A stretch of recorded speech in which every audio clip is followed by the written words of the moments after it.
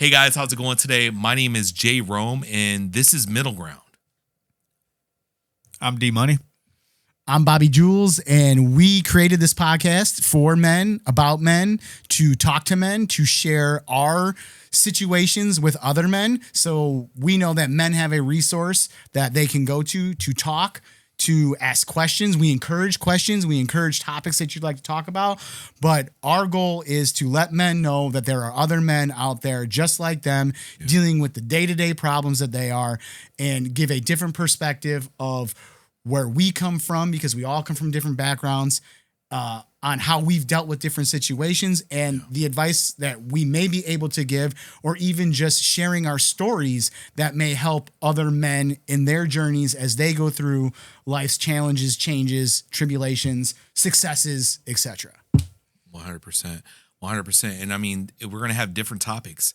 I mean, at the end of the day, we're going to mix it up. We're going to have guests that can come on and tell their side of, who they are in reality as well. So, yeah, and today we're going to do our first episode here on careers and identity. Yeah. That's just to give you guys a little bit of background on us, kind of where we came from, kind of what we do, so you can see the different angles that we're coming from with the deliverance of what we bring to the table. Definitely, man. Well, why don't we start with you? We'll start with you. All right. Well, Bobby Jules here is in the financial field. I've been in the financial field pretty much all my entire career. I am a Wisconsin native. I grew up in Wisconsin, but moved out to Arizona, the Phoenix metro area, for college. Was out there for 16 years and then came back to Wisconsin about 10 years ago. So that's my generic story. I am a college graduate. I do have 2 master's degrees. Somewhat at this point, don't know how cost effective they were, just being honest. But great stuff. I mean, and great things for me to learn, living in Arizona as well. So definitely looking forward to bringing my perspective across my different geographic locations and my career side of things and family side of things as well. Definitely. Well, I'm D Money, and I have been in the construction trade for many, many, many years, since I was 17. Native to Wisconsin, lived here, born and raised. And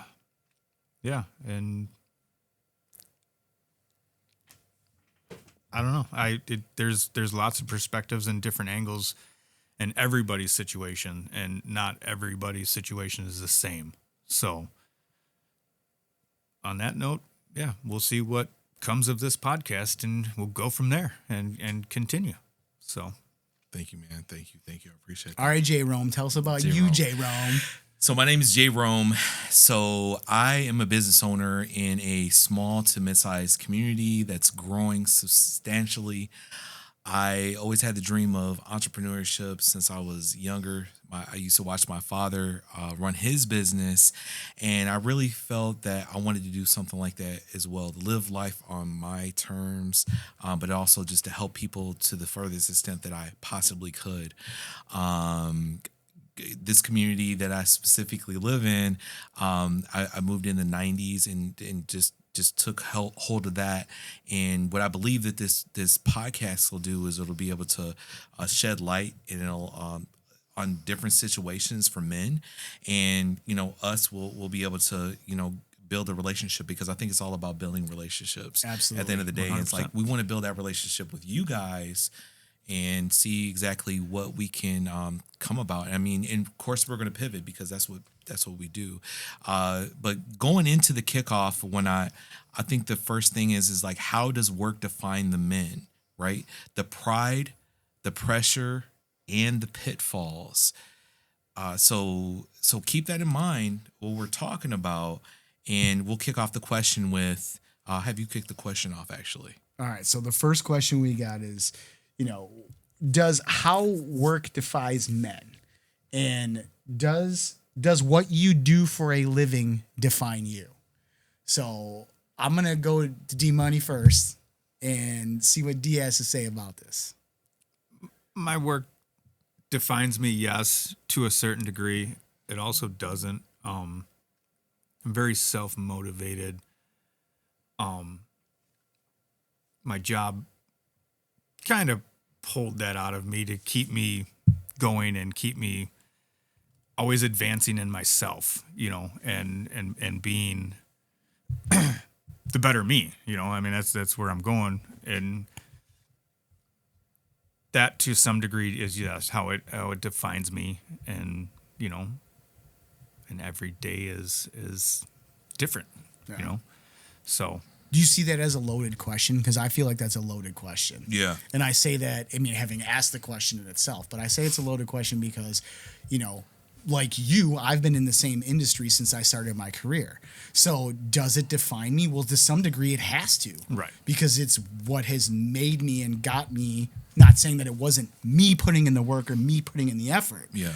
But that's what's got me to be where I'm at. And it's brought me, or it earned me, my lifestyle and the way that I live, which obviously does then impact who I am. It's a kind of an indirect impact, not Right. necessarily my identity. I would not say my identity is driven by my career. Right. But definitely, you know, some of who I am is for sure. That makes sense. I mean, does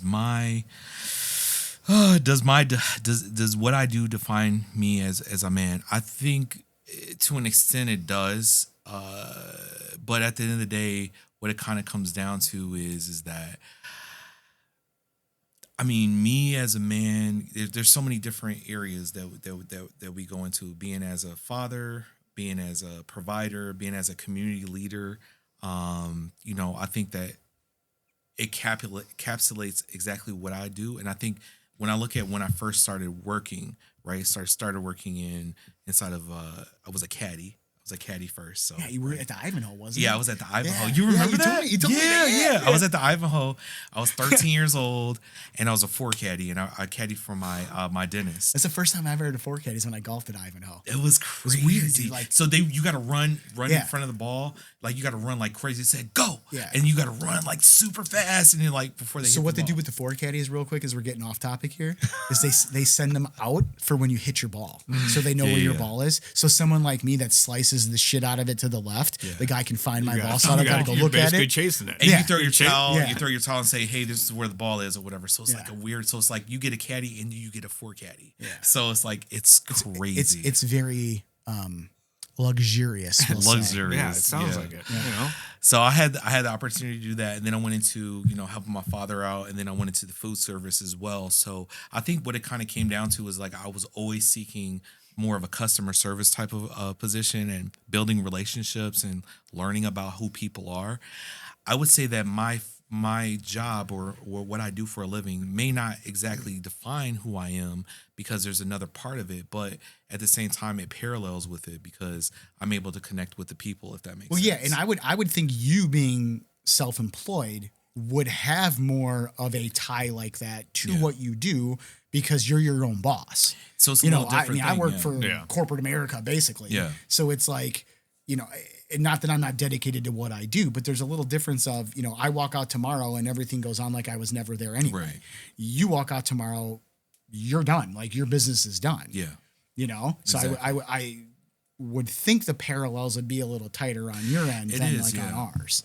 Yeah, because I mean, what it comes down to again, like you said, the parallels are definitely, together at the end of the day. But it's like you gotta have more of a tighter rein, and the biggest thing is like the culture. So culture is really super important. And when I'm not trying to bash jobs, but sometimes when we work those different things, I mean, that does make us kind of who we are, but not exactly who we are as well. Sure, But when absolutely. you step into the entrepreneurship position, then you're like, you know what? Wow, I can actually be to You're the creating your own vein- culture. Yeah, I'm creating my own culture as I go in, and then I can change that. I can pivot it. I can make it better or whatever have you. So, I would definitely say that it defines me a little bit more than it used to when I used to work in sales and doing something for someone else. And how I knew I needed to change. I know we're not talking about that, but how I knew I needed to change my career is, man, I had got this tightness in my chest. It was like this tightness that was there in my chest, and I was like, I need to do something different. And I was like, you know what? I said, I can't do this anymore. I was like, I gotta sit down. And I just couldn't do it. And I just quit. Yeah. I quit. And it was crazy. It was scary because then I broke out in hives because that's what I do. It's like when I get nervous or something, like I'll break out in hives. Well, you're definitely not nervous right now. No, not right now. Not right now. So you seem pretty comfortable right now, so you're good. So If anybody yeah. should be Yeah, but I breaking mean, my but- eyes, it'd be me. But even taking that leap is Yeah. such. Yeah, I a- said a- that's I don't want to call it a risk. It's just it is. So it's a risk, you're dude. like you're the- literally in counting my yourself. opinion, because I know you've got children, Yeah. and I know that you haven't been doing this prior to your children being born. Mm-hmm. So that's balls to the wall stuff, bro. That's like hard. you're like, hey man, like I got mouths to feed, I got other little ones that are depending on me. I mean, that not to say that doesn't freak us out in what we do, but like that's kind of an anchor to some degree, the security side of things. And I'm envious of the fact that you're like, I'm doing this and I'm going to take that risk and I'm going to go, and it's been prosperous. And then I look at myself as I just said what I said and go, well, a lot of the guys that I know took that chance, they took that jump, and they're just fine. Yeah. And it's about jumping off the ledge. You know what? The craziest thing. So the thing that there's one time. So you guys have heard of multi-level marketing companies and whatnot. So I got into that a long time ago when I was younger, in my early 20s. And there's this thing, I'm not going to say the name of the company, but we used to sell products, and you had like these like vitamins, you had sprays and all this other crazy stuff or whatever have you. But then I saw, what they were able to do and how they could have that freedom. And I was like, you know what? I can have that own freedom, my own freedom myself. And then I jumped into it and I was like, you know what? This is awesome. But the big thing that I think that's told to us about our jobs, and I'm not trying to have us like quit our jobs or anything, but I mean, I ain't quitting my job. Tomorrow they can let us go.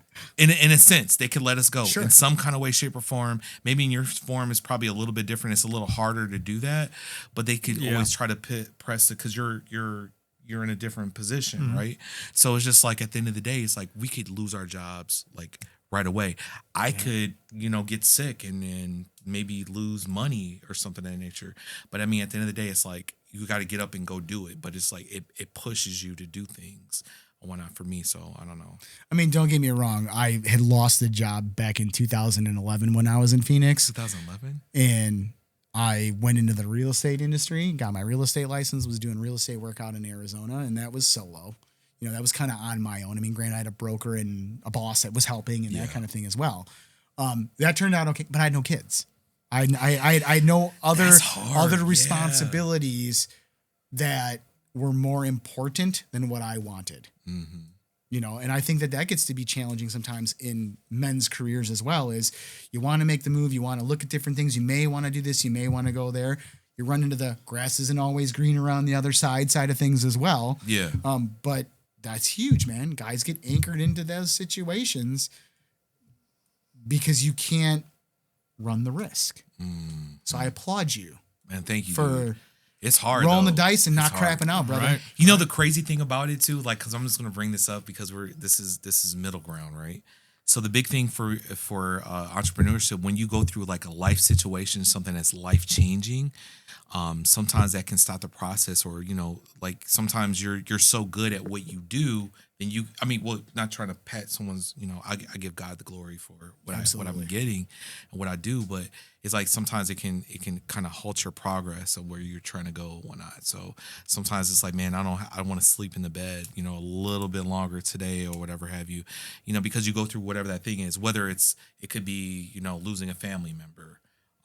It could be, divorce. It could be, losing someone close to you. Like I just got a text message before we got on this podcast, and one of my friends is possibly gonna, pass away, and just all those things looming. So, but he's like, well, what keeps you guys going and what you guys do every day? Is it your family? Is it?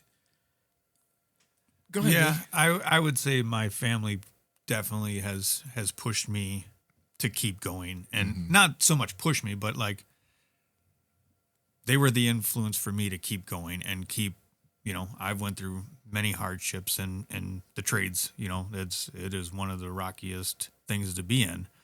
You're never guaranteed that you're going to be working tomorrow, and I say that because I have dealt with hardships in 2008, 2009, and I've built myself back to the point of where I am today, and running crews and all that other stuff. I think you made an extremely solid point there, Derek. You built yourself back up. Yeah. That's half the reason that we're here too. Right. I didn't mean to cut you off or get off. All good. But that's a huge point in my opinion. I agree. And I agree. that is the biggest thing. I mean, that's the things that we're told from the fucking time we're 5 years old. Yeah. You get knocked down, pick your shit up and keep going. Right. Yeah. Keep going and keep going. And it gets, and that crazy thing is, and we'll all attest to this. You get thirsty, you get hungry, man. You keep going. Well, and That's it gets, sometimes it's more difficult to pick yourself up the older that you get as well. Because it's like, true. damn, man, I've already been through this. How many times do I got to go more through this? It's like, why not start over again? But you rebuilt and you're here. You took the risk and you're here. I took the risk moving and came back, and I'm where I'm at. So it's that balance. But like I said, the point, you were that low and you built yourself back up. Yeah. Yeah. Go from the bottom and work your way up. That's what you got to do. Yeah. I agree. Yeah, it's hard. Sometimes it can be hard, but that's what we have to do. And I think at the end of the day, it's like no one's gonna come and save you. Yeah. No one's gonna be there to. You may have some friends that are like you guys or whatever, right? Or we have friends that are like, hey man, you gotta get your head out your butt, right? Like, come on, do this or whatever have you.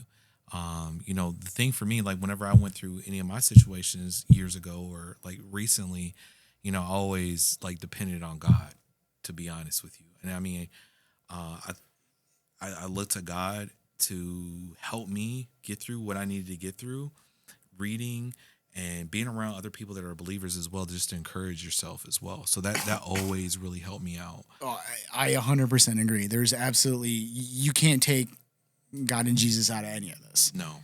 And not to get sideways on a topic. But, yeah. But Sorry. It's the same way. I mean, and maybe that's some of the driving forces to, why we're able to pick ourselves up and continue to move. Yeah. Because we have the positivity.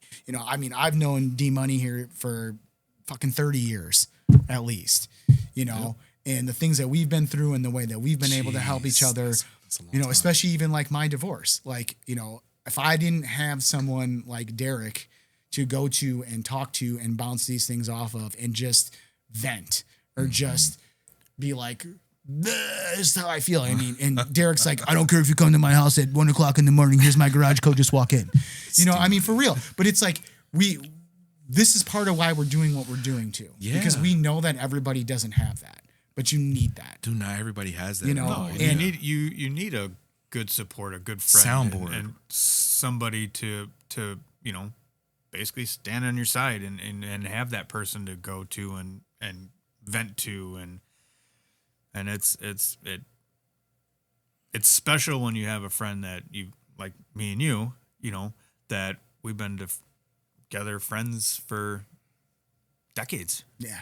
Like we've been friends longer than we've been alive before we met each other. Right. Yeah. That's So amazing. Yeah. That's amazing. Yeah. And that's even with me living that far away for that long. And we nope. not talk for months and then talk. Pick up and the phone. Like, it was for like, real, dude. I would boom. literally. Dude, that's exactly we wouldn't talk how for it 2 goes. months. Yeah. I would literally, and this was like our thing. Yeah. When I got through the airport checkpoint and got to my gate, calling Derek. And that's important. That's important to do that. Because I have a friend just like that. His name's Mike. And we talked since high school. So we were high school trying to be cool, look great, get all the girls, or we try to get girls, or whatever have you. But talking about real situations that we're going through, with finance, with we were low. Is like, dude, can I borrow like $60? I really need $60. Dude, I need like $1,000. Like, help me out, bro. But dude, then that's what it's there for, because not everyone can have that too, and it's good to have that system, and then you respect each other because you want to make sure you meet those deadlines. Hey, we're meeting these deadlines, so on and so forth, and whatnot, and we talk about other things, but having that camaraderie, and it's a place to go to. Yep. I agree with you. Yeah, I mean, it was absolutely irreplaceable. Yeah. And then I mean, we have many other friends that have been in similar situations as well. And it's, again, this is here for those that don't have it. Yeah, I like that. I like that. So I mean, yeah, there's so many spin-off questions for that. Let me go into this. Like, so tell me about losing a job, right? Tell me about time. Think about it right in your head. losing your job, maybe your first job or a couple jobs. I have some really crazy stories. I actually have one story when I was a kid or whatever. I will go into that later. And then balancing also balancing the ambition with your family, and then being stuck in the job that you hate as well. So we'll start off with like losing a job. So let's talk about a story about losing your job, one of your first jobs, or a job that you really had that stuck out to you that you lost. It would have been back in 2008. In the construction trade, I just had, my son was 3 years old, and I was guaranteed work. You know, they were saying, oh yeah, we got a good solid year and a half worth of work. And it wasn't. 6 months later, I got laid off. The economy crashed. So I was off for 18 months, basically lost everything. And, you know, you're a young guy trying to support young kids, you know, and I married into somebody that already had kids. So it was like that hard hit when you lose your job at, you know, doesn't matter what age, but when you lose it and you have so much that are counting on you. And yeah, you I mean, that is probably one of the hardest things I ever had to deal with is, you know, losing that job and losing it for so long. You know, you run out of unemployment, you run out of insurance, you run out of, like, everything was just done. My life ended at that point. How did you feel about that? Like, what was your mental and physical state because of that? I mean, personally, and I'm not one to go into my personal stuff, but I became a drunk. I really did. I drank, and I'd get the kids off to school, and as soon as they left, I got drunk. Yeah. And it was one of those things, like I said, it was one of the hardest things in my life to ever have to go through. You know, you feel worthless. You feel like you were the breadwinner, and you know, it like you're disappointing everybody. Yes, 100%. 100%. You disappointed everybody. And my family wasn't looking at me bad. No. You know, but it was me. You know, it was me being hard on myself, you know. And that's normal. I mean, that's a normal feeling. You know, I mean, I don't like, and again, that needs to be talked about. Like, what you went through and what you felt is a normal feeling in those situations. Yeah.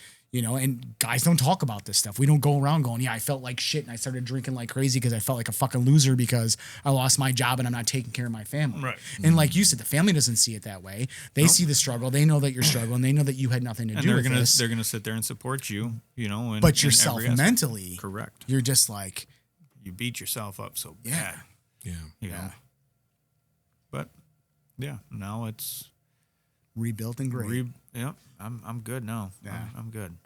You know, it was real life struggles, and you know, you work from it. Yeah.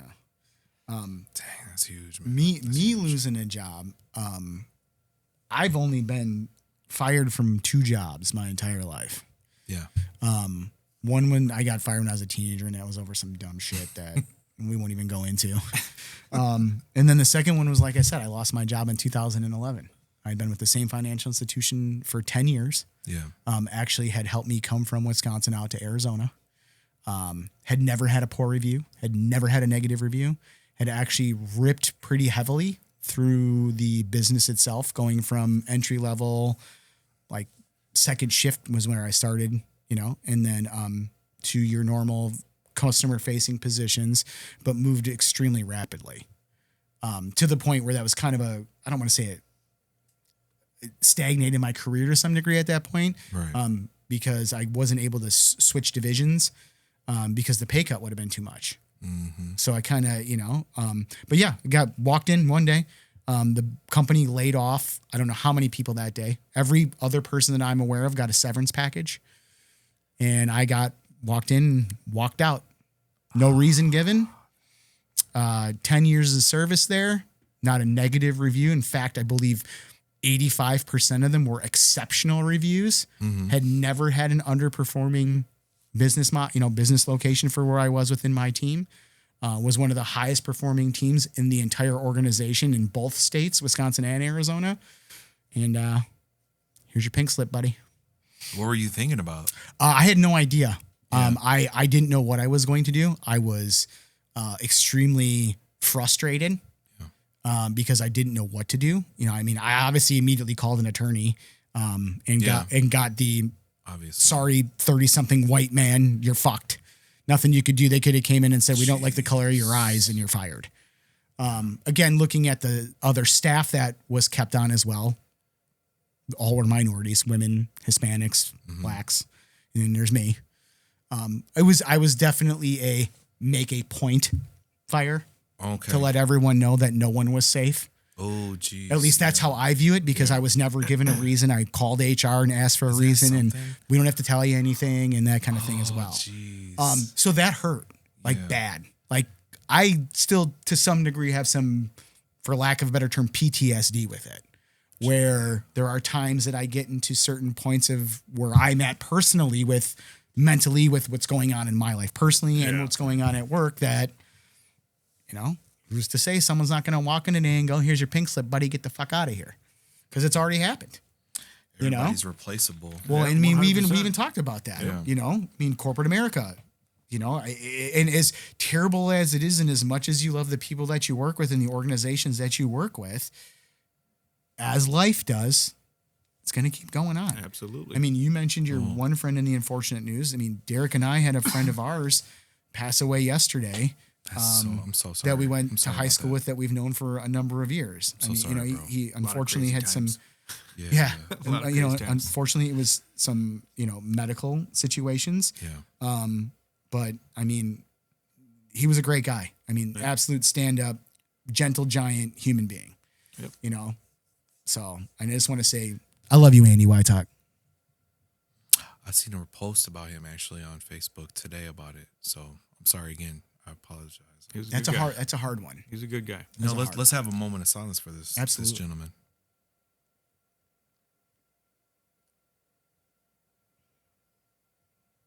All right.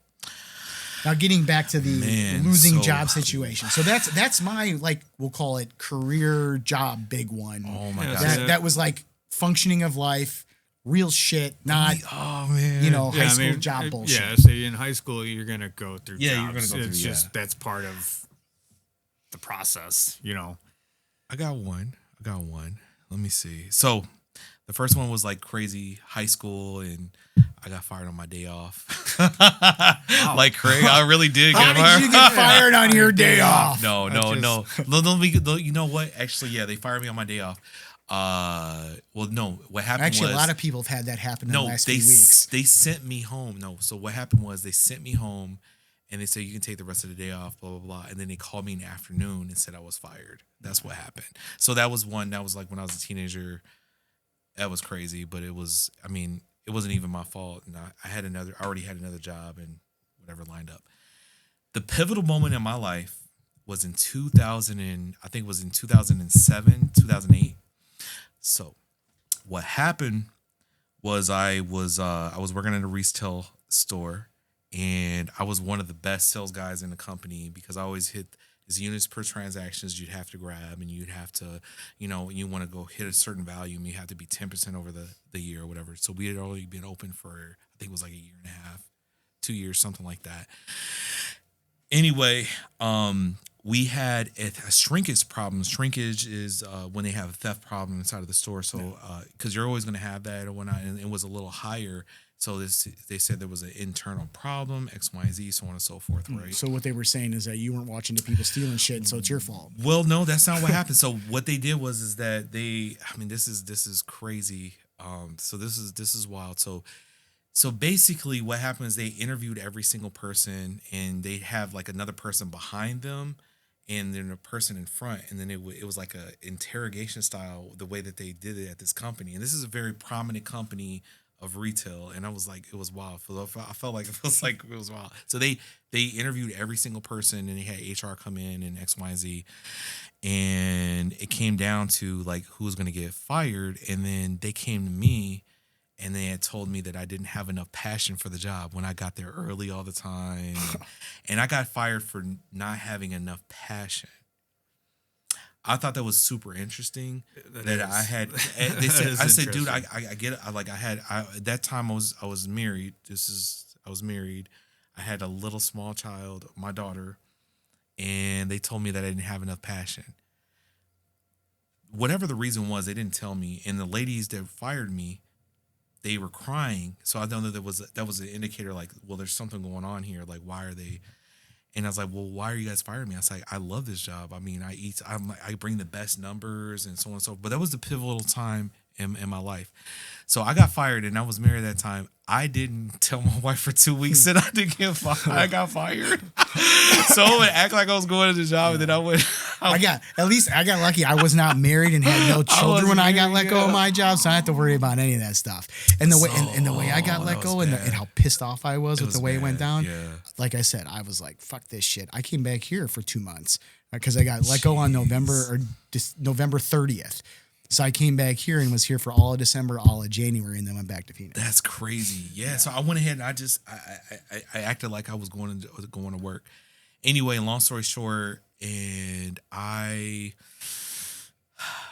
so long story short, I didn't know what I was going to do. So I lined up all these interviews, and no one would hire me, man. No one would hire me. And then fast forward like a couple months later, because I really didn't have money coming in like that. Then the wife, she left me. And then I was like, oh no, like, what am I going to do?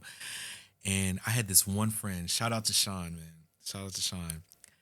This guy had a security company. So I was a wrestler. I wrestled all my life. I wrestled from third grade. City champion, undefeated. Oh, you were a wrestler too? Yeah. Well, You're a wrestler? So was I. You're a wrestler too? Are you serious? Yeah. Hey. Yeah. We gonna get along for real. Yeah. D Money. That's crazy. Undefeated Really? 2 years in a row. Yep. What? Yep. Yeah, City took champ City. all What, the you were way like through. 125? Ooh, 115. 115? Yeah. Okay. Well, I was chunky back then. Bro. Really? I probably weigh as much now as I did then. That's crazy. Yeah, dude, I wrestled all my life, like third grade all the way through high school, and then then I was a coach for a couple of years and all that other good stuff like that. So that was fun. That's got to be a topic, right? What was your like fireman carry was like one of my things. Dude, this motherfucker right here. I was You were tall. single? I was- Are you a single legger? Were you single? I don't even think he got put on his back. Seriously, What? I'm serious. I don't think he ever. I don't even think he got put on his back. So he knows how to handle this himself. was probably seventh grade was the first year. He gets out here, right? I mean, I can't believe we were all wrestlers. yeah. Well, and D Money here, like, I mean, he's tall and lanky. You know, not, Yeah, well, and that's you what know, it was. I was a and, tall, lanky, you know, you would skinny look at him kid, and you know. never thought that he weighed only 115 pounds back then. You would have thought 120, 125. Yeah. So and back then he was still a grinder like he is now, freaking working his shit when we were 14 years old, all that kind of stuff. So he already had some of that fuck you mentality, we'll call it, that you need as a wrestler or football player and stuff like that. And he just went out. I mean, you would have thought he was doing it for fucking 10 years, his first year. That's crazy. Yeah, it was insane. That's amazing. Insane. That's amazing. Insane. So so being a wrestler, so my guy, he hit me. I was a bigger guy. He's like, listen, I have this security company. He's like, my brother's not really working it. He's like, I think you can do it. I don't know if he knew I could do it. He's like, you could do anything, Rob. And my guy Sean, he's this big swole guy. All he does is body lift or whatever. He's just like really intimidating looking, by nicest guy ever in the world. And he was just like, he's like, we're gonna start this security company. It's like, and we're gonna get money. And I said, dude, I'm down for it, because I'd be crying in the car like, oh. He's like, dude, get it together, man. He punched me in my shoulder. And he's like, you gotta get it together. You gotta pull it together. And I was like, oh, okay, I got it. He's like, we're gonna do this. So I came up with this idea, and I was like, you know what I'm gonna do? So we're gonna go to each bars, and we're gonna give our services, and we're gonna get some big guys to come hang out with us, and we're just gonna hire people, and we'll teach them how to do security.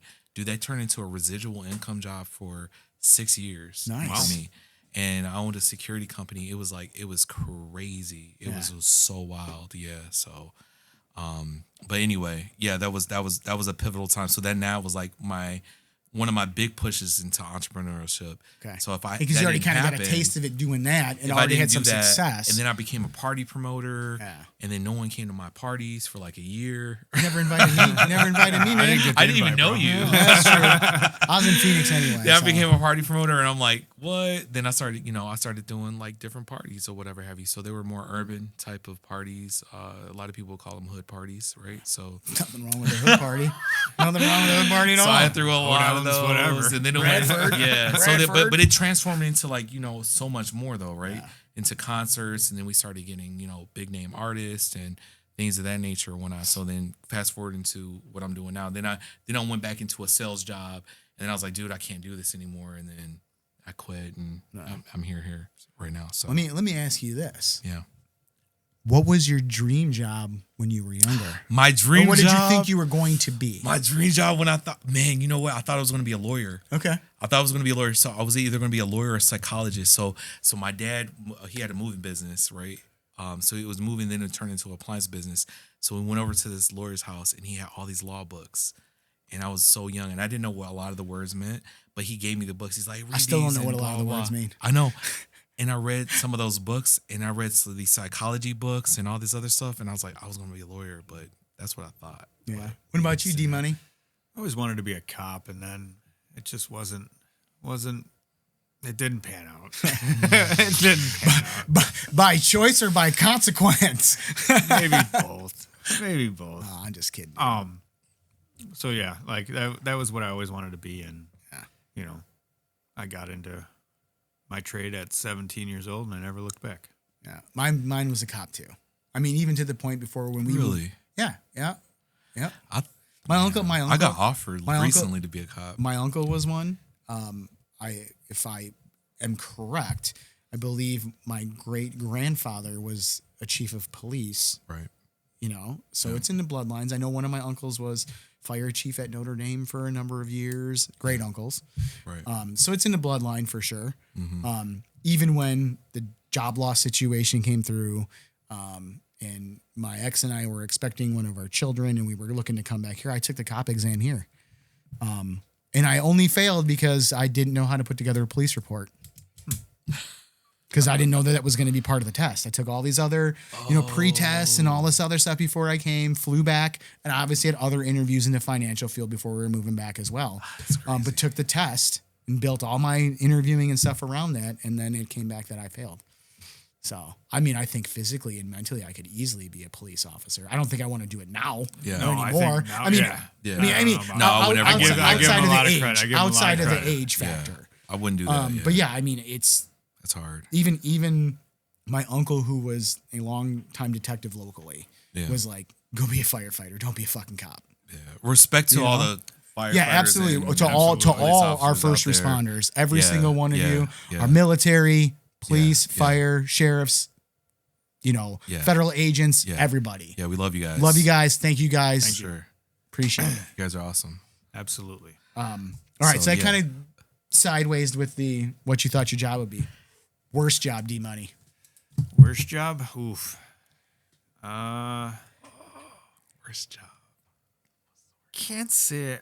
I don't know. I mean, it doesn't mean it was a bad job. It doesn't mean it was a bad job. It just means the job that you had that wasn't your favorite. If it comes to that, because like me, I don't think I really had any bad jobs or terrible jobs. No, I can't say I've ever had a bad job. I had a lot of fun jobs. I did too. There was a lot of fun jobs. I had in my jobs younger years that I had just enjoyed. Yep. I enjoyed doing them. I enjoyed the people that I got to hang out with, and I've had jobs I've had to take that I didn't. Mine was want to probably take. my very first job when I worked at the gas station.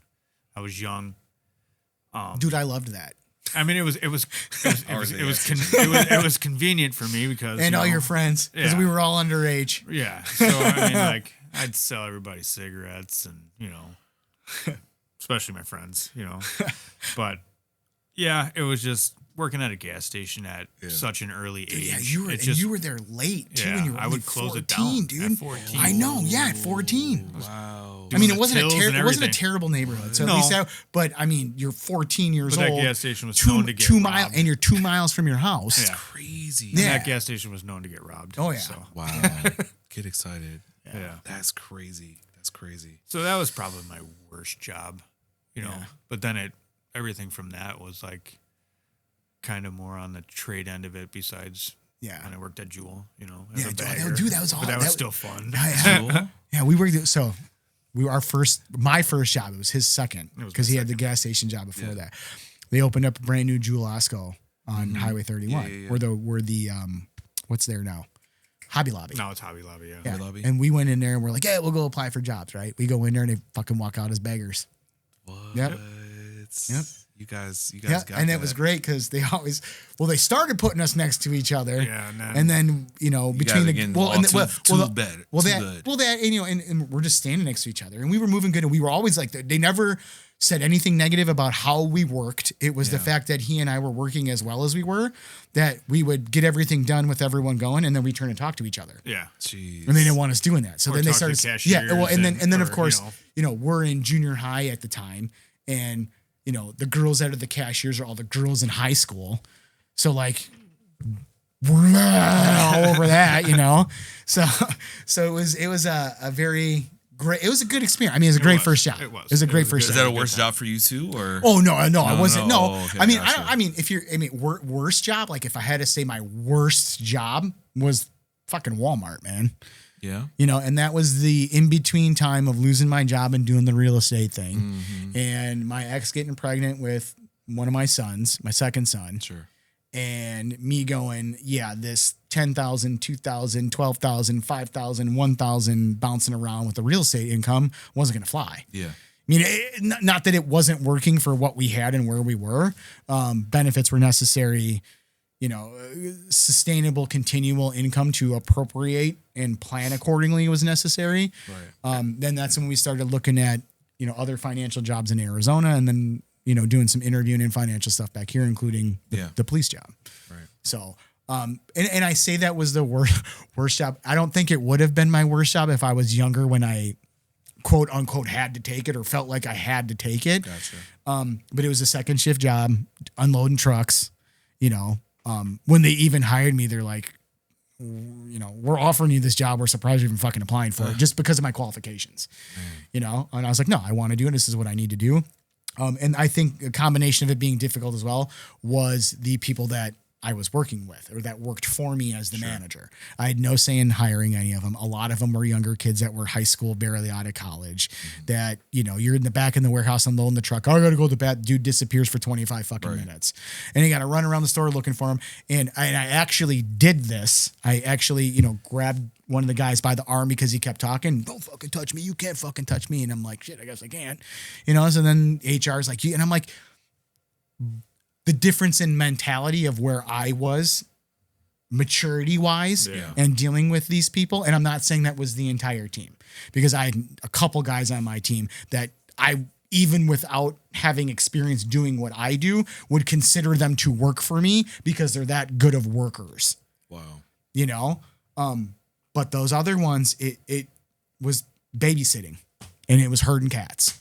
And coming from a professional environment, working in an office, dealing with CFOs, CEOs, COOs, business owners, and that kind of thing, going to dealing with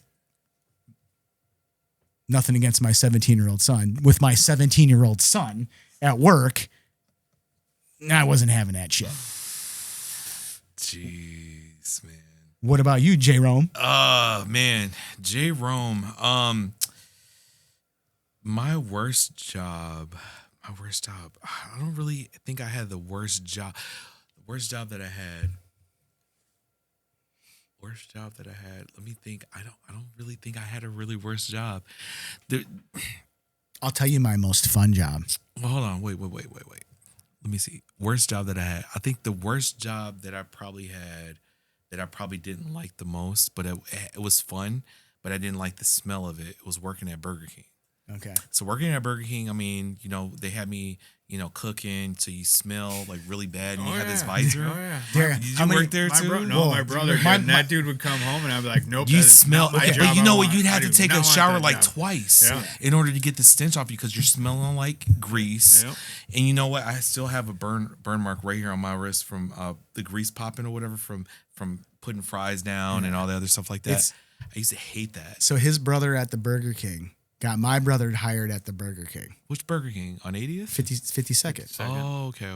And this was back when, because his brother and my brother are the same age, Okay. just like we are. And so his brother got him the job at Burger King. your brother went to go do something else. Dude, my brother ended up managing the Burger King on I-94. It's not there anymore. Oh, that's right, It's you you know did. where the new Kessler's Jewelers is and that new Cousin Subs. Yeah. It used to be. What was the name of the What year golf was that? the mini golf place? Oh, Oh, dude, this is like early 90s. Congo River. Yeah. Was it? Yeah, but Yeah, then it's it was Congo something River. else, wasn't it? That was Congo River. Yeah, I and there was a forgot about Burger that King next to place. the Congo River. Yeah. So my brother was the manager there. Again, this is a whole nother podcast that we could talk about the shit that we did in Burger King when my fucking brother worked there. Because Man, you could have it your way. because you literally in any way you wanted, as much as you wanted, however you wanted. Right, it was great. And then that also was That's why you had Burger King became my favorite. yeah, well, and you had Dude, you had yeah, three. I think that's like still like one of my best favorites. Yeah. I agree. I think burger wise, Yeah, Burger King Burger is the King best is- fast food one. Yeah. I'm not saying like I don't count Culver's in that, Yeah. and I don't count In-N-Out Burger. Yeah. But like McDonald's, Wendy's. I don't like In-N-Out. You know? In-N-Out just doesn't impress me at all. But it was crazy too because at Burger King, that's where my brother met his wife. Of now, I don't even know how long they've been married. They've been That's together crazy. That's where I met 30 plus years. Burger King is where I met my first stalker. That's where I first got stalked by this girl. And she like called me like for like a month and a half. It was crazy. She would call me, and I guess maybe I'm a little crazy too. But she wouldn't say anything. No one would say. I was like, it is, and I'm like, finally, I was like, is this a girl or a guy? If it's a guy, press the button twice or whatever. Girl. Press If the it's a three girl- button because I know what that sounds like. And then I found out like, well, it's like, okay, well, we're gonna meet. So then like a week into it, like we're gonna meet, and we meet down by the lake. And I'm like, I found out it's like a girl that I worked with, and she had a boyfriend. Stage 5 clinger, huh? And I was like, that's kind of crazy. We can do an episode on Stage 5 clingers as well. I'm like, that was kind of crazy. So, Derek has had multiple Stage 5 clingers. wow. I've only had two. Clingers. Dude, I had this. dude, like oh okay, my that gosh. yeah, no, we're getting off yeah, topic. we that's a whole, Okay. Worst boss. Worst boss.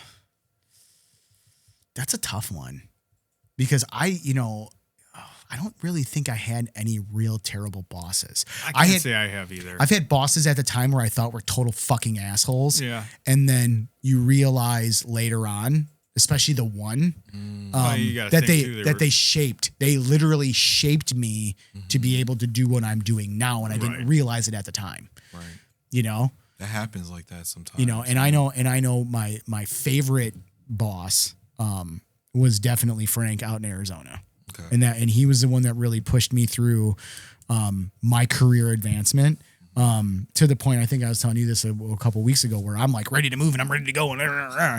And Frank does the appropriate thing and interviews me for this job. And the first question he asks is, well, what would you do if one of your employees complained to you about the smell of one of your female workers?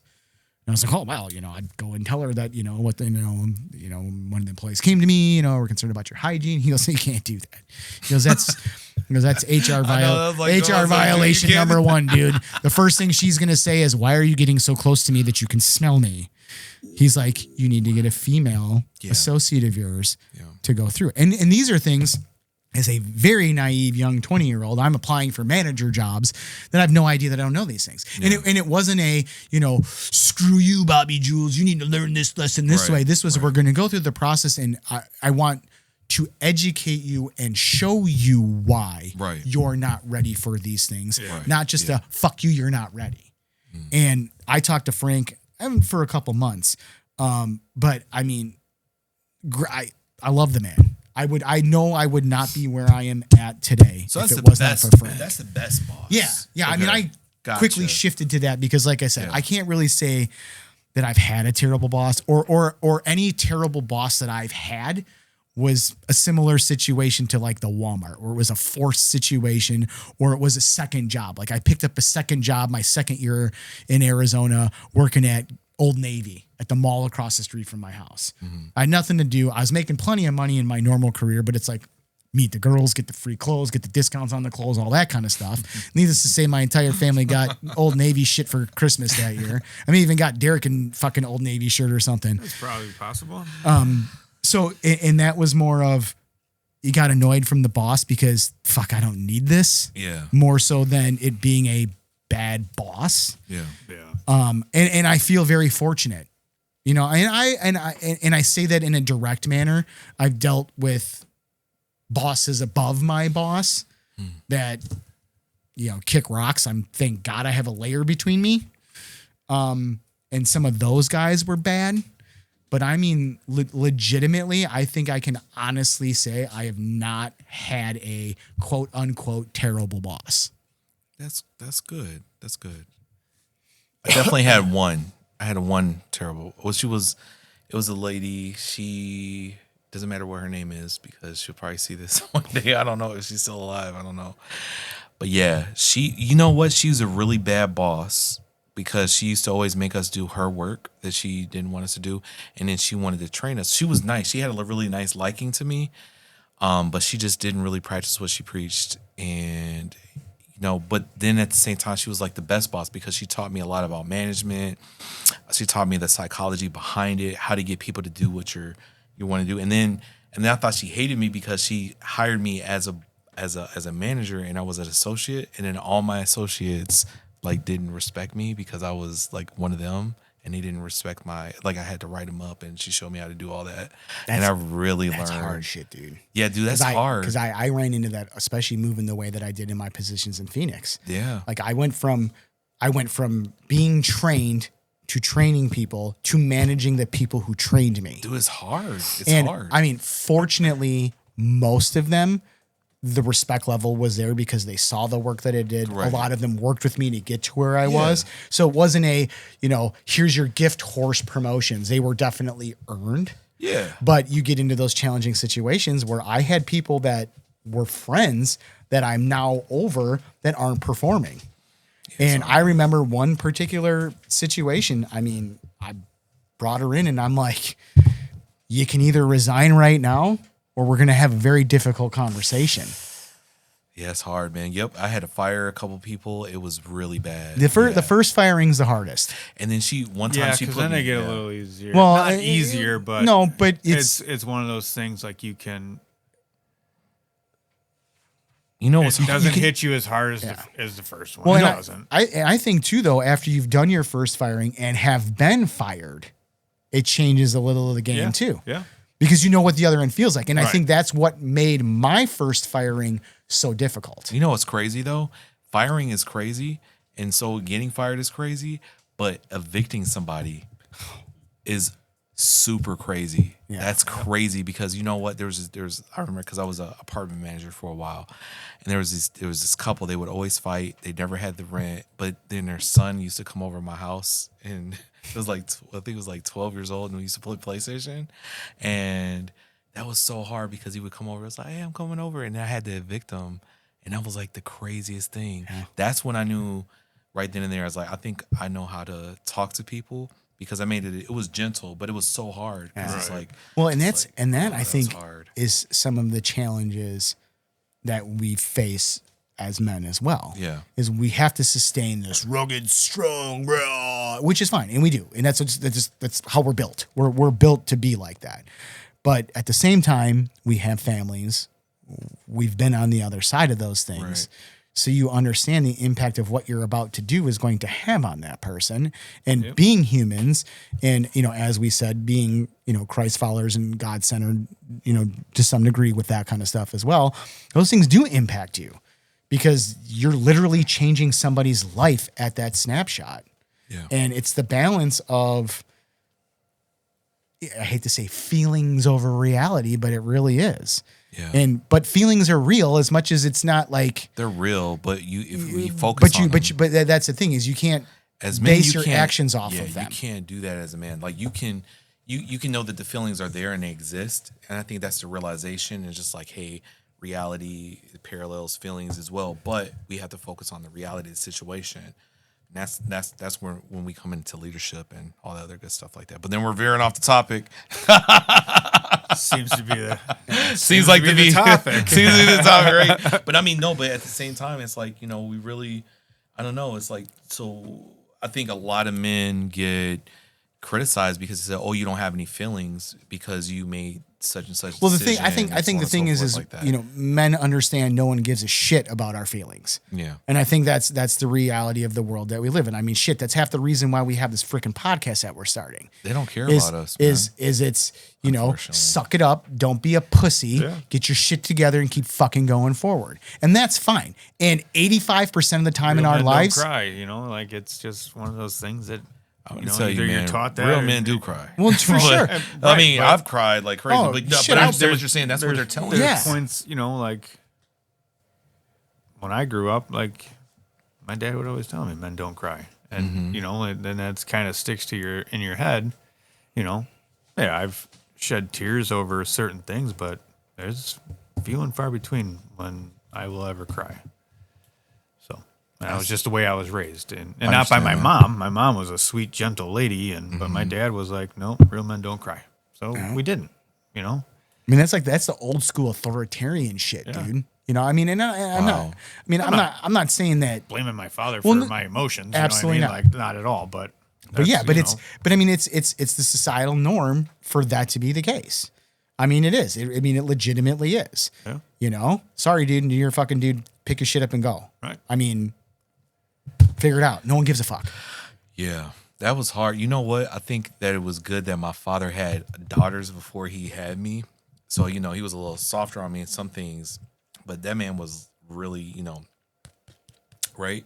He always made sure you do things the right way. There's a right way and there's a wrong way to do things. Which And there's my way. and then yeah, right? Yeah. But then I get remember that all the I time. remember I was 6. Your I way think or it was, no way. I think it was like, no, I wasn't 16. I was like 13 years old. And I didn't even know crying exists out of men, really. I never knew that. And his uncle passed away and he took me to Indiana to go with him. It was just me and him, and other kids stayed home. And I saw him cry and I was like, oh my gosh. I was like, I've never seen him cry. I felt so uncomfortable seeing him cry. And Do my kids have I seen me cry. never seen it again. I mean, I see it like he almost did it for when his mom died, but he wasn't really as close with his mom. But that was the only time that I seen him do that thing. When I mean, my kids seen me cry probably maybe 1 or 2 times. Yeah, but- mine have seen a few times. I mean, there's been a lot of shit Yeah. that is going on numerous ways, different angles, all that kind of and shit. that just measures that you're a human being. Well, that's what I Right. want them to know. I want them to understand that you can have it's fine to have feelings, dude. and you get over it. And- And it's like you don't And it's dwell on. well, and it's you know, yes, get your shit together, pick your shit back up, and move forward. But it's okay to take some time Yeah. to be not okay, and it's okay that if it fucking hurts, to say it hurts. Okay. You know, Yeah, I think so. I mean, Yeah. it is. It's agree. it's. We just talked about the fact that those emotions had to be hidden, or they were hidden, Yeah. and we were talking about how it's kind of weird that they were hidden.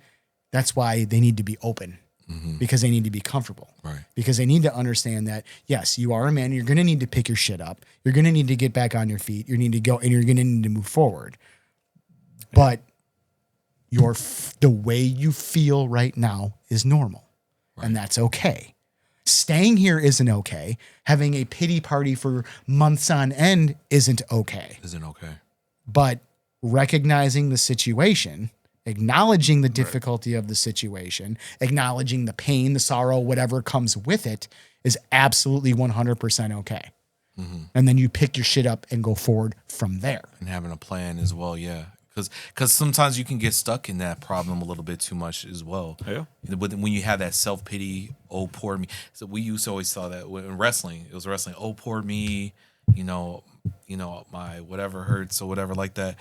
And, and we would have to be resilient. We had to get over it. Go, go, go, go, go. Get it done. You know, they say that the guys that wrestle are the toughest motherfuckers. Really? Yeah, Dude, you know how many fights I've been in? But I had to use wrestling? they say and they I don't know about you, but yeah, they say that because of the rigorous pound, man. That's where it's at. dude. You know what? I mean, because I did the security thing, and dude, I got jumped, and I got out of it. I fought someone who knew karate, and I mean, they hit me pretty good, but I fought a boxer. I was good. I got hit in the. I mean, probably had Shiner, but dude, as soon as you get a hold of them, they don't know what to do. Yeah. You get them on the ground, That's Done. the thing. I mean, done. Yeah. the self-confidence that you build, because you're solo doing what you're doing and you're all reliant on Totally yourself. didn't know you guys were wrestlers. Oh, I didn't yeah. know that. Oh, That's yeah. Dude, so crazy. We are bad I was in motherfuckers, bro. Waukegan wrestling, so we were number 1 for several years. Yeah. Waukegan wrestling. Shout out to my coaches. I kind of sucked for a little bit too. Dude, I didn't even win until my fucking second year wrestling. Really? Yeah. Yeah, Yeah, dude, I mean, learned so my much. 7th grade year, I weighed 140 pounds. So I was a short little chunky motherfucker. And I think I got pinned every time. My mom used to tell me, like, I hate watching you wrestle because I'd go in there We and, ran so and then I much. just, well, that's what I'm saying about the ran training and the so dedication and the much. mental toughness of what you do in wrestling. Did you guys do Indian runs too? Fuck yeah, dude. You did Indian runs? Did you? Man, The Indian runs. So it's like you have like 4 or 5 people and you're running around the track and they're just jogging and the person in the back has to walk All the way in front. all the way Oh, around yeah. and get in the Okay. front Yeah. and then the back the person has to go Yeah. and run around it too. Yeah. Dude, I used to hate that so much. But you know what? the thing I hated was doing the fucking stairs at McKinley. Yeah. Dude, They used to do stairs the, too, oh my yeah. God, fucking hours on end, literally Damn run sweatsuit all, when you- sprint yeah, all you the way couldn't down the get- hall, couldn't run make all the way weight, up the you had to stairs, do run all the way sweatsuit down the and then hall, just run all the way down the indulge garbage stairs. bags, garbage bags, or they would tell me to eat more, say eat some pasta, blah blah blah. I remember it was in 6th grade. It's like because we want you to get to this other weight so you can fight this guy. Oh, I was like, man, I gotta fight these big guys. That's crazy. I remember one time my girlfriend, she came. I was in 7th grade and I beat this guy. And I was like so happy I beat him. Like I pinned him like so quick. Probably me. It was crazy. No, it wasn't. I was like well, Well, no, 160, I'm saying because you like pinned him that fast. Because that literally was me my first Dude, year. I pinned him so quick. I was like, yeah. And she was like, yeah. I was like, that's my baby. I was like, that's right. That was like exciting. But yeah, wrestling is awesome. That's another topic too, man. Yeah. Just the rigorous craziness and the training. ringworm. And I don't know if you guys got ringworm. I got Oh, yeah. ringworm. One of these guys, he got scabies, ringworm, and he got like some other trick tiggers or something. He got like everything you could ever get from the mat and whatnot. And it was horrible. I was like, dude, I hope that doesn't have to happen to me. We only had the one ringworm situation the one year. Really? Yeah. You guys are probably cleaner. eighth We're grade. walking in, Oh so shit, we're dude. like- Well, we mopped our mats. yeah, we did too. and We had to all do. that stuff. We had to we do all that sanitized stuff. Then we had the them. foam. Yeah. The foam you guys had. It was called sea foam. That's what they call it, sea foam. So Yeah, it was I a don't know. foam you put on there before you go wrestle. And No, you get on the mats. No, we never did that. We only okay. had to clean the mats and clean the floors and Yeah. clean, roll them all up and that kind of Yeah. stuff. Oh, okay, gotcha. But, yeah. Gotcha. Yeah. Maybe we're on another level. That's why we're number 1. Sorry. Bad motherfuckers. But anyway, so all right, so what else? So yeah, so what about the dumbest job you ever had? Dumbest, like least intelligent, Least intelligent. or like dumbest as in like I can't fucking believe I'm doing this dumbass Dog job. track. Yeah. You did work at the dog track, didn't that you? was the dumbest job ever. I didn't last long. Yeah. Dude, I worked at I Jimmy paid more John's. money just to get my badge than I actually worked, so I was like, I mean, good. you can't really. I mean, I It was worked at dumb. the. You I worked feed at the the. dog in the box. I worked Put at a the dog fucking in the video box. store, dude. Really? Which one? Video update. I mean, it wasn't dumb because it was easy as Is that fuck. over there on Washington, right? Is it on Washington? There was No, one? there was the one that I was at was over on 31 by Hobby Lobby. That's now a medical center. Oh, that's It crazy. was on the corner. Yeah, right in the same complex as the Subway. over I used there. to love renting videos. But bro. yeah, dude. I mean, I was working there. That was before I went to Phoenix. But I mean, I've really only had Jewel, Tenutas. I worked at my stepmother's law firm doing some shit that was in the basement reorganizing files, which was easy as fuck, and I got to hit golf balls down there. Video update, and then the different financials. I think in Walmart. Jimmy John's was like mine, dude. I was fortunate. I never had to actually work what would be considered food. I mean, never I did worked deli. food. I did deli Really? stuff at Tenutas. Did deli stuff at Tenutas, but other than that, it wasn't like fast food. Yeah. So I was fast food. Yeah. yeah, Yeah. it's been more I mean, unless you grocery considered oriented. Jewel. That's food grocery. because I That's was grocery. bagging groceries. That's just I would consider that equivalent to Tenutas. Yeah. You know, Yeah, it was crazy, man. So yeah, I haven't really had. Yeah, I guess it all stemmed from my brother smelling like Burger King. I didn't want to work at fast Dude, food. yeah, smelling like Burger King. And then just my brother sucked. worked at KFC too before that. Really? Used to come home smelling like chicken. I mean, don't get me wrong, it's great when they work there because the Oh food, yeah, you get the free food. you know. But yeah, It's crazy. It's Yeah. crazy. yeah. Yeah, man. Well, this has been like a lot of fun. Yeah, I This has enjoyed been it. fun.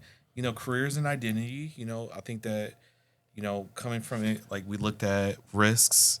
You know, building back up yourself or whatnot. I think that that's really huge.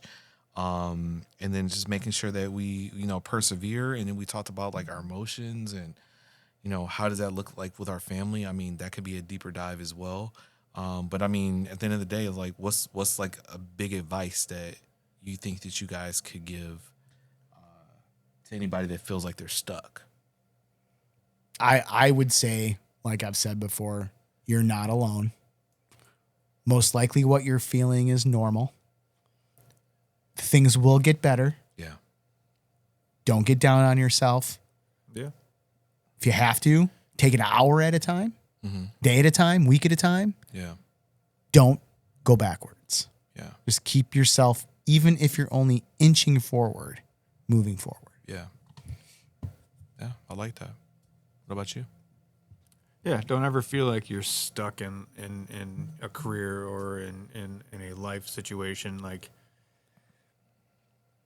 tomorrow's another day, you know, and take every day, you know, as a new beginning and in every aspect of it. Yeah, you're never stuck. And always be positive. You know, being positive is a good thing, and it pushes you through. So, yeah. Kind of the way I look at it. You know? I like that. I like that. And not every day you can be positive. I mean, you know? and it's hard. It's Yeah, hard yeah, to stay and- positive every day. It really is. Be realistic. You're gonna have shitty days. Right. You're gonna have 100%. shitty days even when things are fucking great. Yep. You're gonna have shitty days. Ride the great days. Understand the shitty days are only gonna be shitty days, and they're gonna go forward, and you'll come out of it. Yep. Yeah. If I had to give any advice, I would say definitely take time for yourself. Make a rule for yourself. One time I remember before like things got like different in my life, I used to do this crazy thing. It was like the 5 or 10 minute rule, right? So the 5 or 10 minute rule was I would think about the problem, and then I would think about, and I'd be maybe upset about whatever that problem is for 5 or 10 minutes, and then what I would do, and I saw this on a podcast one time, right? And this guy was talking about it, and then you think about 3 solutions that will work out for you, right? And you focus on those 3 solutions, and then you pick one of those solutions after whatever the 10 minutes goes, and then you focus on whatever that solution is, because it's always about the solution base. But sometimes that doesn't work, right? So just recently, I would say for me, is just writing down different goals that I want to accomplish, and then putting that as a priority, and just inching up, like you said, inching up every single day, just to make sure that you know, hey, you know, other people are going through a lot of crazy things right now, and you can do more than what you think you can do. And then when you worry, what you're doing is you're wasting time. You're just wasting time. At the end of the day, it's okay to have concern, but it's better just to get through that, and then just know that, hey, let me allow myself to feel it. Let me find some solutions, and let me get around other people that are being successful. I find that that's really invigorating to me, is being around other people that are focused or goal focused or whatnot. Being around you guys, you know, being positive and whatnot. No, we're gonna push through and we're gonna get it done. Now I know you guys are wrestlers. Like, that's super amazing, because that gives you like even more energy, because we understand like things on a different level now. Yeah. Now it's like, dude, I did this. Well, it's you've been through we've been through the same grind. Yeah. You know, like, it's crazy. It's I so work in an crazy. office. You know, I'm working with my hands all day. Yeah, motherfucker. Just because I'm working in an office doesn't mean I ain't a bad motherfucker. Right? It's like, I'll I mean, you I literally got hit in the face with a fucking softball 2 days ago. Yeah. You know? See? Getting punched in the face. You know, that's one thing. I I got bit like, by my dog. that's another thing. Maybe that's another podcast. Is like, I know this sounds crazy. It's like, never trust a man who hasn't been punched in the face. Yeah. Yeah. Does that sound crazy? He doesn't speak the truth. There's no way you've never gotten punched But in there's the a lot face of guys if that you I speak know the that truth. Right. get punched in the face. I got punched in the face a lot of times. Oh, so. yeah. But yeah, man. So Been this a is few. this is awesome. So what I would say is that if there's anyone who like this podcast, like our podcast, share our channel, subscribe to us. Send in questions, topics, Yeah. things you want to discuss. Right. If you have personal questions for us, we may or may not answer them depending Yeah. upon what they are. Right. That's true. But this is for everybody. Yeah. Even though we're the All ones the- all sitting the men. here sharing our stories, what we've been through, this is for everyone else. Right. So that way, again, hopefully something that you've heard here today has resonated similarly with you. Yeah. Yeah. But that's the goal. And then we're gonna have guests. We're gonna have guests that are gonna come on, and they're gonna be able to talk about who they are and how they deal with different issues and whatever their different topics are or whatnot. So we're excited to have those individuals come in and learn more about who they are. So this is from anywhere from emotional intelligence, just to the average person. It doesn't matter the education or anything of that nature. It doesn't matter if you're successful or not successful, or you're successful in your own way. We want you to come out and we want you guys to talk to us and just give us your point of view on things and whatnot. We might disagree. We may challenge you. You may challenge us. You may challenge disagree with us, stuff that right? we're saying. But we're going to be respectful. Correct. Yeah. Absolutely. We're going to be really super respectful and make sure you're good. I know me personally, I'm going to try to and weave in God in that in that. I know we all are in some kind of way, shape, or form as well. We're going to have people that are probably not believers of God. I know there's a couple of people that are going to come on here. Well, and I think that speaks just to who we are as a nation and an American people as well. And I think that the open dialogue is absolutely necessary. Race, creed, color. I mean, at the end of the day, the differences between all of us are minuscule, if minute, if even literally almost non-existent. The human race, bro. And we need to love each other. Yeah. We need to look out for each other. And we need to understand that obviously there's bad apples and there's people that you don't want to be around. 100%. But the majority of people are on the same page or within a reasonable amount of the page. Yeah. I agree. And I think that this is necessary. This is why we're doing this podcast. I wish I had something like this, or I feel like I wish I had something like this. Right. But I didn't, because I had D-Money, you, other friends to help me through some of these difficult things, even ripping back and forth. Yeah. And that's why we want you guys to have this too. 100%. I agree. This is good. Anything else you want to say, D-Money? No, I think we've tackled quite the topic today, and I think we touched all bases with it. I think. What about you guys?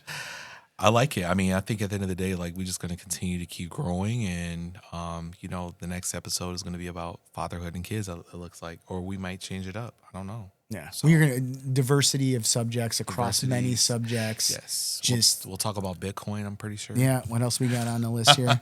We got marriage, divorce, and Marriage, divorce, relationships. We can do sports. We can do kids in sports. We can do, Yeah. We can say why I gave Fast up cars on, and freedom. on basketball. Ooh, fast cars and freedom. Ooh, fast cars. I like fast cars. Fast cars Yeah. are good. Fast cars are awesome. Yeah. Yeah, man. I think that's good. So, peace out. We'll have to figure out what our tagline is or something. I forgot what I said before we came because that was fucking good too. Love, peace, and hair I should have wrote grease. it down. I don't know. But yeah, I'm super excited to be here with both of you guys as well, just to Yep, learn. me too, And me then too. we're here in a really great quality studio. A shout out to Robert Foster. He's a really awesome guy, and Yeah, the he's setup got here is really great. absolutely It's amazing. immaculate. This is nice. And definitely we want you guys to do business with him as well. I think that's really super important. So you see us doing it, we want you to be encouraged to do the same thing. So yeah, Yeah. All I've got to say, I guess, as we sign off here is you're not alone in what you're feeling and what you're going through. And you've got other men here to help the men. yeah, So use it. Let us help. Let us be there for you, for everyone. beautiful. I agree. I agree. I agree. Totally we agree. Totally agree. All right, man. Peace out, guys. You guys have a great day. We'll talk to you soon. Bobby Jules Enjoy. out. We'll talk to you later. Peace. Peace.